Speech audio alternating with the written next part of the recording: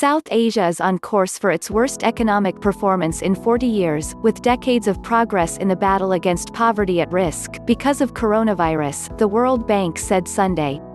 India, Bangladesh, Pakistan, Afghanistan and other smaller nations, which have 1.8 billion people and some of the planet's most densely populated cities, have so far reported relatively few coronavirus cases, but experts fear they could be the next hotspots.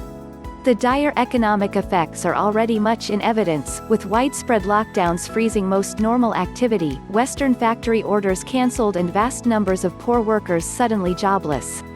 South Asia finds itself in a perfect storm of adverse effects. Tourism has dried up, supply chains have been disrupted, demand for garments has collapsed and consumer and investor sentiments have deteriorated, said a World Bank report.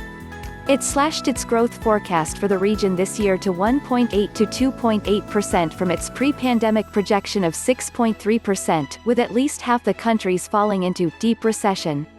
Worst hit will be the Maldives, where the collapse of tourism will result in gross domestic output contracting by as much as 13%, while Afghanistan could shrink by as much as 5.9% and Pakistan by up to 2.2%.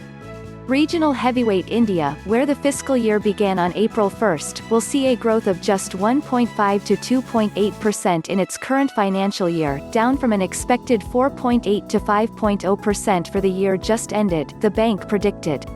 The report also warned that the pandemic will reinforce inequality in the region, with the pandemic hitting informal workers with limited or no access to health care or social safety the hardest. In India, for instance, the world's biggest lockdown has prompted hundreds of thousands of migrant workers to return to their home villages, many on foot. Governments need to ramp up action to curb the health emergency, protect their people, especially the poorest and most vulnerable, and set the stage now for fast economic recovery, the World Bank said. In the short term, this means preparing weak healthcare systems, providing safety nets and securing access to food, medical supplies and necessities for the most vulnerable, it advised. It recommended temporary work programs for migrant workers, debt relief for business and individuals and cutting red tape on imports and exports of essential goods. And once the crisis is over, governments need urgently to pursue innovative policies and jumpstart economies. Failure to do so can lead to long-term growth disruptions and reverse hard-won progress in reducing poverty, the bank's Hartwig Schaefer said.